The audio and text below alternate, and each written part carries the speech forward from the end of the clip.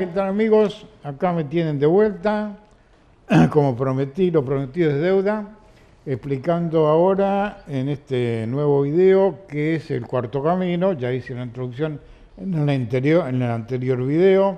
Hoy voy a explicar qué es lo que enseña el sistema de cuarto camino con la ayuda de Nicolás Nardi. Ustedes ya lo conocen por muchos videos que hay en YouTube, que es mi ayudante y profesor de nuestra escuela también, que va hoy a colaborar conmigo. Bueno, cuarto camino, que es la psicología transpersonal evolutiva de Gurdjieff, Foukenstein y Nichols. ¿Qué es su sistema? Primeramente, Gurdjieff afirma que el ego personal nuestro ego, esto es la psique, es el mismo esquema que da Jung, también lo da Gurdjieff. La psique, palabra griega que quiere decir alma, hoy entendida por psiquismo, dividida en tres partes: el ego, el inconsciente personal y el inconsciente colectivo. Lo mismo dice el cuarto camino. El señor Gurdjieff afirma en la psicología, junto con Ouspensky, que este ego, que es nuestro estado de vigilia personal, no tiene una unidad, sino que está fragmentado en yoes contradictorios, emocionales, intelectuales, motrices, instintivos, sombríos, conflictivos. No hay una unidad. Ustedes ya lo saben. Nuestro estado de vigilia es completamente conflictivo, no es objetivo, es muy subjetivo, ¿no es cierto? Sí. Y no tiene una unidad. Para conseguir la evolución de la conciencia hay que unificar el ego, que sea integral, que no sea contradictorio, que no sea enemigo de sí mismo. Esa es la personalidad de vigilia o ego de los yoes. ¿Qué pasa con este ego de los yoes? Crea una falsa personalidad. En el mundo moderno dijimos que hoy vivimos una vida masificada. En las grandes ciudades del mundo moderno, la verdadera personalidad está oculta e inconsciente. Por lo tanto, nuestra personalidad es una falsa personalidad, mecánica, que nosotros no creemos que sea falsa, pero es falsa. ¿No es así? Bueno, la esencia de la personalidad que está en lo inconsciente es desconocida para nosotros, porque la parte metafísica de la psicología la hemos olvidado en la época oscurantista. Y esto es un proceso a realizar, a integrar el ego y conocer nuestra esencia, que es la parte psicológica nuestra, que es la que tiene que evolucionar en la escuela de la vida. Hay León, Sí. Al nacer, usted explicaba que se forma alrededor de nuestra verdadera esencia una personalidad y una falsa personalidad. Exacto. Eso tiene que ver con el condicionamiento también de la época histórica. ¿Cuáles son los factores por los cuales se produce este proceso? Justamente en la masificación moderna, ¿no? Vivimos en una gran ciudad, por ejemplo, Buenos Aires, Nueva York, Londres. Entonces, los hábitos cotidianos del pensar, del sentir y del actuar son los colectivos, no son los personales. Hay poco de lo personal. Por lo tanto, esa personalidad colectiva de la gran ciudad es falsa, no es totalmente auténtica y está basada en el materialismo. En este sentido, o sea, hay una influencia de lo externo sobre el propio individuo, sí. Pero también, como esta psicología no es materialista, hay algo que el individuo trae además. Hay influencia de lo que hoy llamamos lo inconsciente, ¿no? Gracias al doctor Freud, en 1890 se da a conocer lo que se llamó lo inconsciente, que hoy es mucho más perfecto de lo que él describía. Entonces, esta falsa personalidad es la que guía la conducta del hombre moderno. Es un proceso a realizar el desplazar la falsa personalidad y adquirir la verdadera personalidad que tenemos al nacer, que ha sido desplazada. Tercer punto, las prácticas de atención. Vamos a ver esto. En la psicología oficial creemos que hay una forma de atención sola, que es la que tenemos todos los días a nivel cotidiano, el estado de vigilia, ¿no? En la psicología profunda, moderna, transpersonal, hay varias formas de atención. O meditación, por ejemplo, en el Oriente se llama a lo que nosotros llamamos reflexión, meditación. Distintos grados de concentración y meditación. Hay 12 pasos de desarrollo de la atención. Acá tenemos un gráfico. Este es nuestro ego de los yoes mecánicos que rota siempre lo mismo. Y hay 12 pasos de concentración y de atención hasta llegar a la conciencia real, que es el sí mismo. Por lo tanto, hay un trabajo de escuela de atención, conciencia y memoria, de prácticas de atención, conciencia y memoria, para cambiar nuestro estado de la falsa personalidad. En relación a la atención, le doy una pregunta para entender esto, distintas formas de atención. Por un lado tenemos la atención cotidiana del ego de vigilia, que también es relativa, pero que se enfoca en los objetos externos. Sí. Usted aquí está hablando además de una atención diferente y además orientada a lo interno. ¿Cómo es? Estoy hablando de las dos formas de atención. Ajá. Una atención mucho más objetiva del mundo externo, no subjetiva o fantasiosa, y una atención al mundo interno, que ha desaparecido en nosotros. Sentidos internos que se conectan con los arquetipos ya no funciona debido al condicionamiento materialista. Claro. Bueno. Entonces, la atención se desarrolla con una práctica que se llama la observación de sí. Vamos a ver un gráfico. Este es un gráfico alegórico nada más, ¿no? Para explicar qué se trata. La observación de sí, que tenemos fulano mengano, el mundo externo representado por un árbol y un yo observante. O sea, el alumno pone un yo observante, el mejor que tenga, que es el mejor de los yoes que uno tiene, que quiere ayudarse a sí mismo. Siempre tenemos algunos buenos, ¿no? Si no tenemos ninguno bueno, mejor nos vamos a otro planeta, ¿eh? Bueno, tenemos un yo observante que simultáneamente observa eventos, sucesos, qué estados psicológicos me producen. Entonces veo, por ejemplo, no entiendo algo, funciona mal el intelecto. Los sentimientos son negativos, el centro emocional afectivo funciona mal. Comimos papas fritas con huevo frito y hamburguesa, nos cayó pesado. Bueno, sabemos que comemos mal. ¿Por qué comemos mal? Porque no sabemos cuál es la buena o mala comida, que es el centro físico, metabolismo. Centro sexual, que es para la reproducción, obvio que es para la reproducción, porque acá estamos todos, ¿no es cierto? Y además es de la reproducción, el centro sexual tiene otra connotación que hoy no se usa, que es la parte psíquica del centro sexual, que es la libido, que es la energía psíquica que desarrolla todas las funciones del psiquismo, que se llaman chakras en el hinduismo y que Jung le llama arquetipos, que hoy no funciona en el hombre moderno. Esta idea, León, del yo observante... Verá. Sí. Esta observación de sí es para llegar a otro estado de conciencia, porque además de los dos estados de conciencia conocidos por la ciencia oficial, sueño y vigilia, sí, está la conciencia de sí. Con este sistema podemos llegar a la conciencia de sí. ¿Qué es la conciencia de sí? Dirá, yo ya lo tengo, yo me llamo fulano de tal, vivo en tal lugar, documento de identidad, pasaporte, tarjeta de crédito, que ese soy yo. ¿No? Sí, está bien, eso es usted físicamente, ¿no? Pero la conciencia de sí psicológica, porque el ser humano es un ser psicológico que tiene un vehículo físico, que es nuestro cuerpito, para estar en el mundo físico. Porque ¿qué pasa si no tuviéramos un cuerpo físico en el mundo físico? ¿Volamos acá en el aire? No podemos movernos y aprender la experiencia física, por lo tanto tenemos nuestra psique, un vehículo físico, como nosotros tenemos un automóvil para ir de acá a Luján, porque si vamos a patar no llegamos más. En cambio, con el auto llegamos más rápido, ¿no es cierto? ¿Qué es el auto? Es el vehículo que nos lleva a nosotros. ¿Y qué es el cuerpo? Es el auto que lleva a la psique. Bien. Y hay otra conciencia, que es la conciencia objetiva.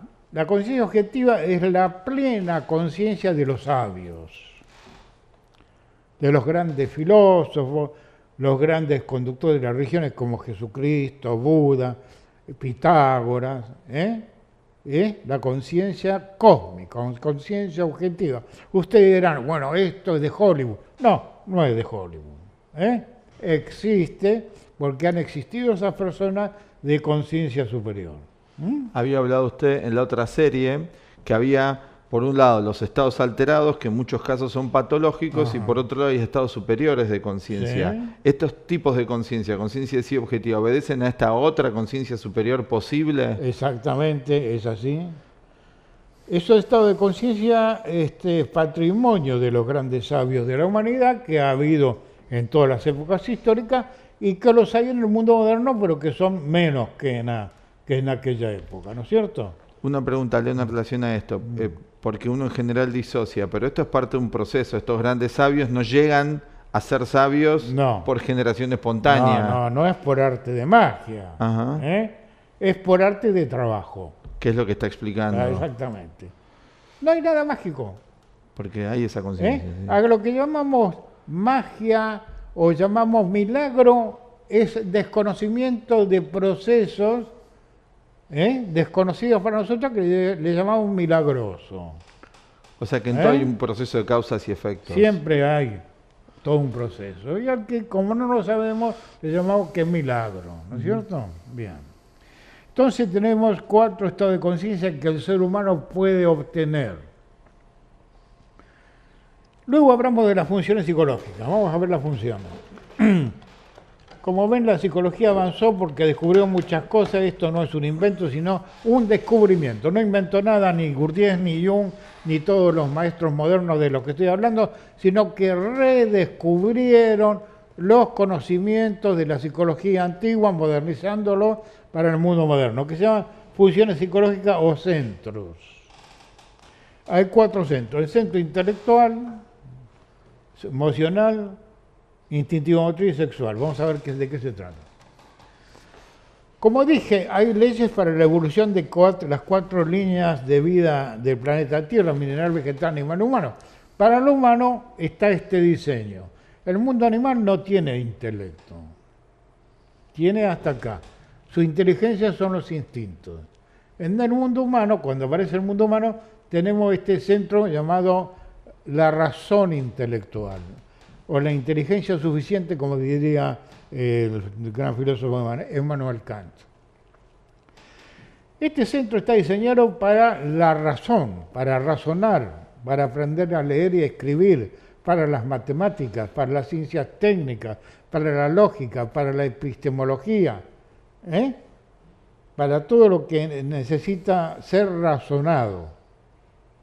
Pero en el mundo moderno, colectivamente hablando en general, funciona en forma muy precaria, que es la parte, ven acá la parte M, mecánica, es como un grabador. Solamente lo condicionado al nacer funciona como un grabador que cuando grabamos y rebobinamos repite siempre lo mismo, ¿no? Entonces lo que hay que desarrollar más es esta forma de razonar para obtener esos estados de conciencia. El siguiente centro o función es de la vida afectiva. Centro emocional. Centro emocional están las emociones y los sentimientos. Las emociones todos las conocemos y hoy más que nada las negativas, porque emociones positivas hay poquitas, aunque decimos que buena emoción negativa, positiva, perdón. Un lapso, ¿eh? Emociones positivas porque tengo un paro verde, $1 millón. Qué emoción positiva, ¿no? No es tan positivo eso, Entonces, sentimientos es un estado afectivo permanente. Por ejemplo, el maternal, el patriarcal, el amor a Dios, el amor a la patria, el amor a la humanidad. Esos son sentimientos. Y emociones es todos los deseos que tenemos todos los días. Son 2 cosas diferentes, cosas que la psicología oficial no distingue. Acá sí se distingue con precisión, porque si tenemos que practicar, no podemos confundir deseos con necesidades, que son los sentimientos, ¿no? Entonces, esta función es para esa parte.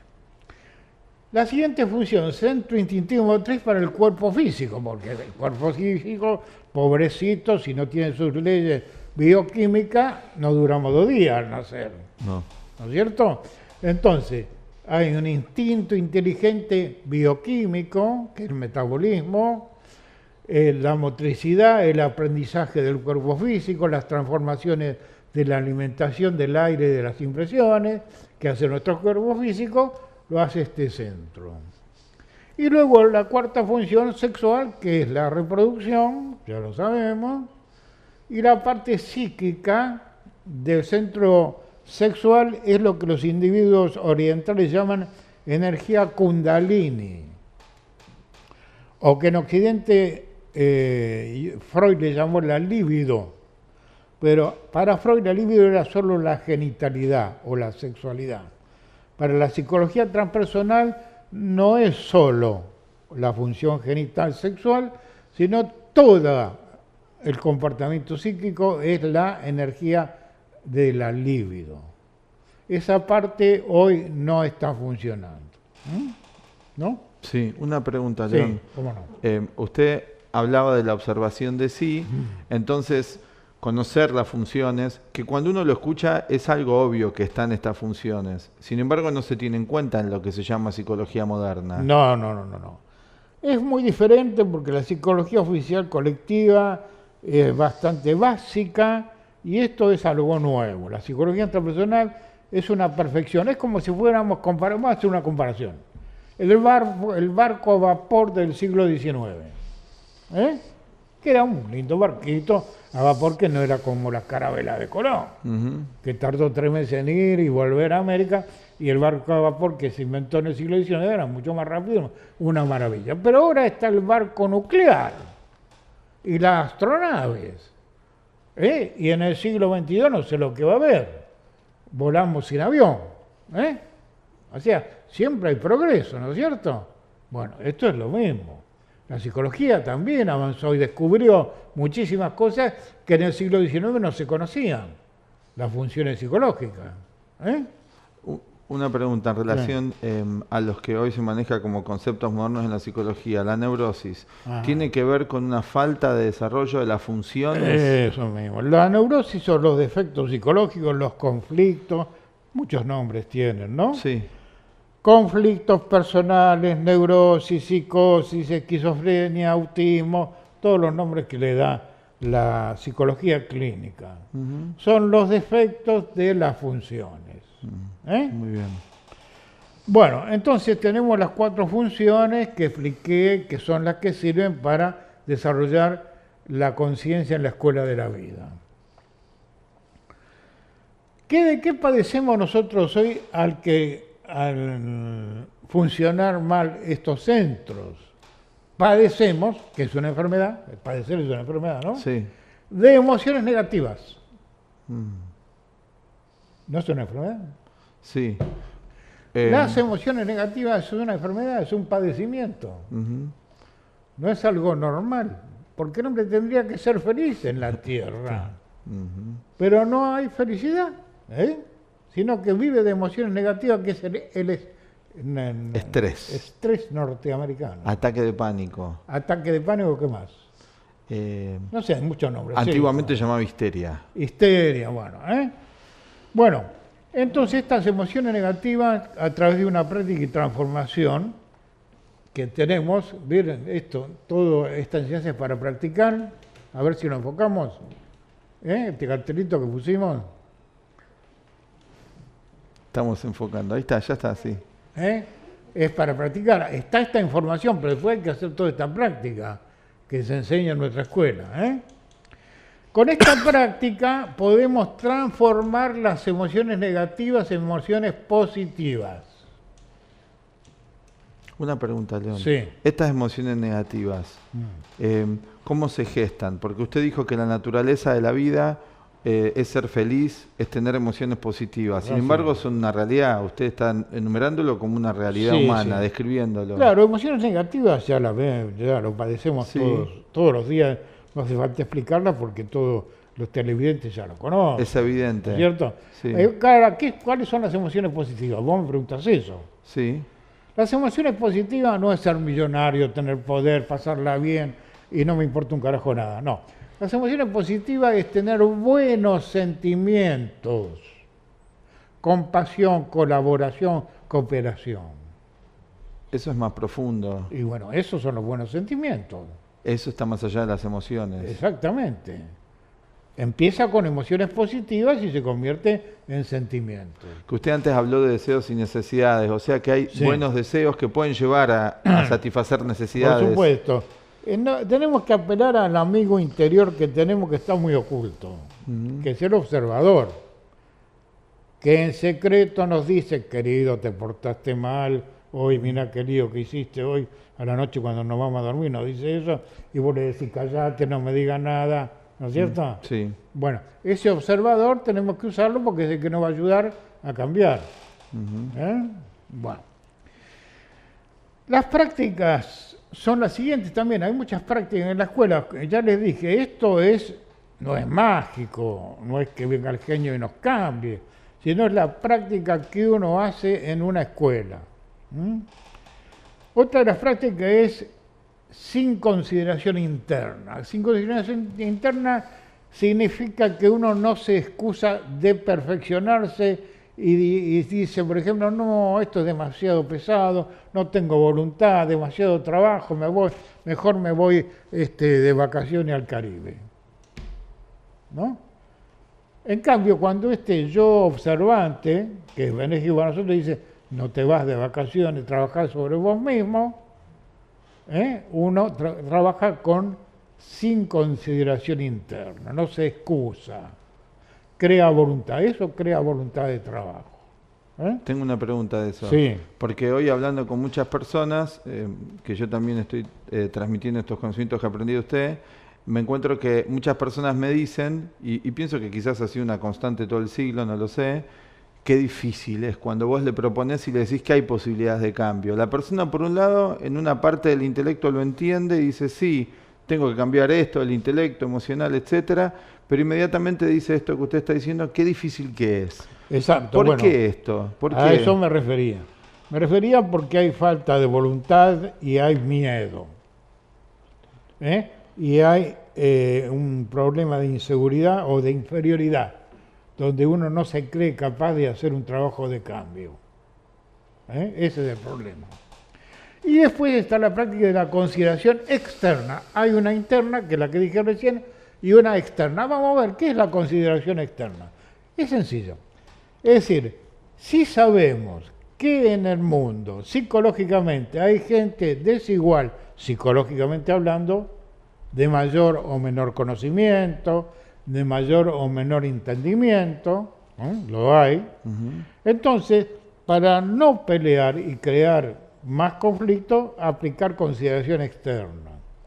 Es decir, bueno, este individuo no sabe la relatividad general, por lo tanto no lo voy a patear, sino voy a decir, mira, está bien, quédate ahí, y puedes aprenderla en otro momento. Considerar externamente al individuo, que es la compasión, no pelear. Esa es consideración externa. Considerar al otro en el lugar psicológico en que está.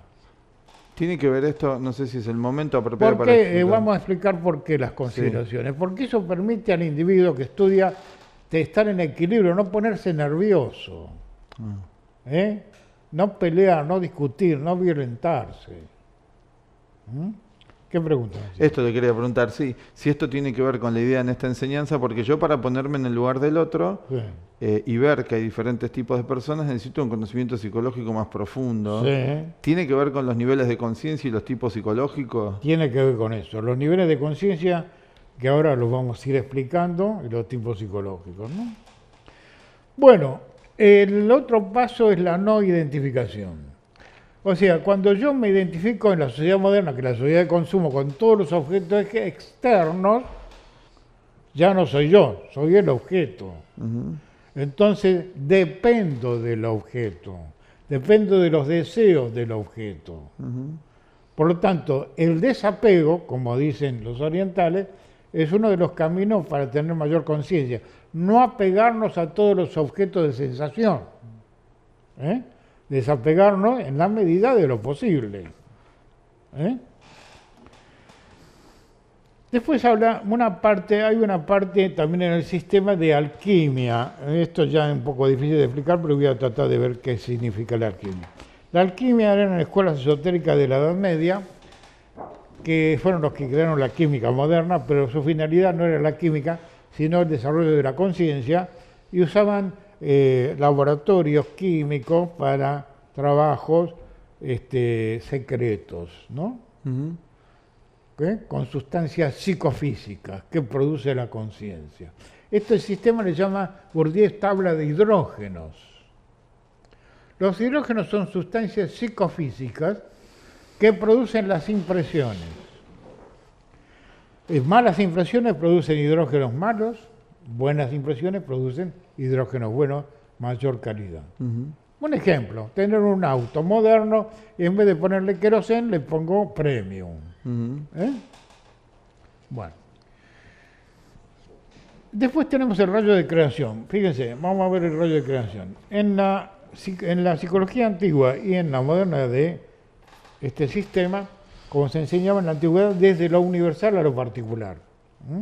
O se enseñaba por qué el individuo había nacido y existía en la Tierra, porque existía lo universal, como quieran llamarlo, y se descendía hasta el lugar de la Tierra para la existencia en la escuela de la vida.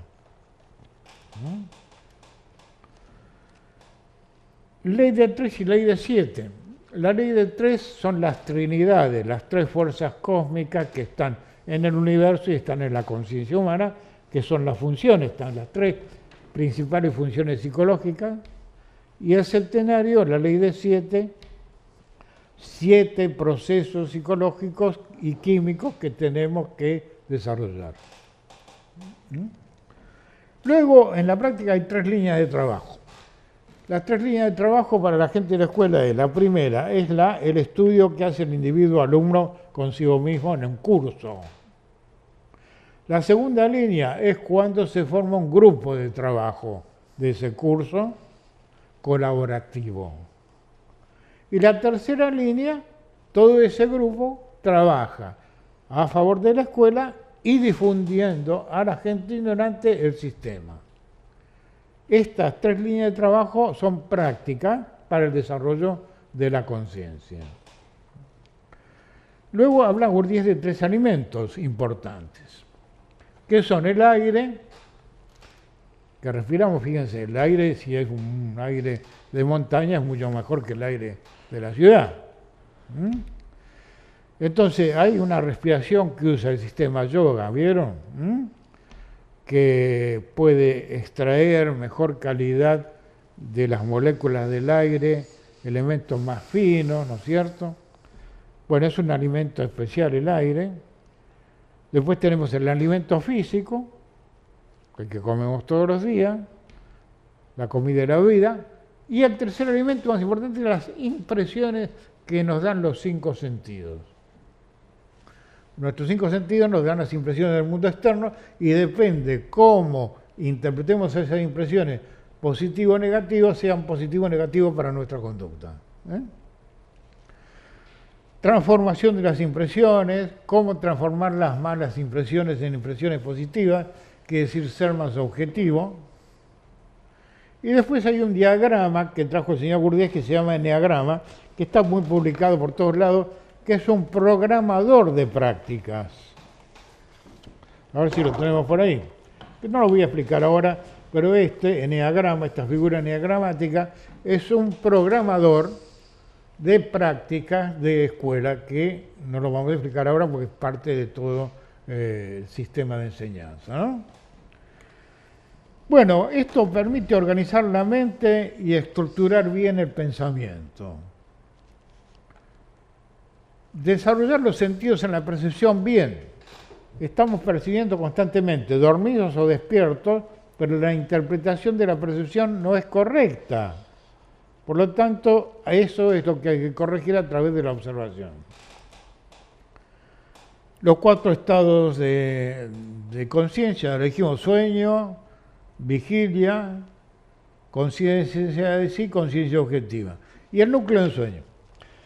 Núcleo de ensueño personal y colectivo. Núcleo de ensueño es la fantasía que nos acompaña diariamente cuando despertamos, los conflictos personales. Nos vamos al baño, nos lavamos los dientes, nos vamos a laburar y todo con nuestro conflicto personal en vigilia. Eso se llama núcleo de ensueño o fantasía personal, que es un tope, un impedimento para tener conciencia. No estamos presentes. Hay un núcleo de ensueño personal y un grupo de ensueño colectivo. Por ejemplo, el materialismo moderno es un ensueño colectivo.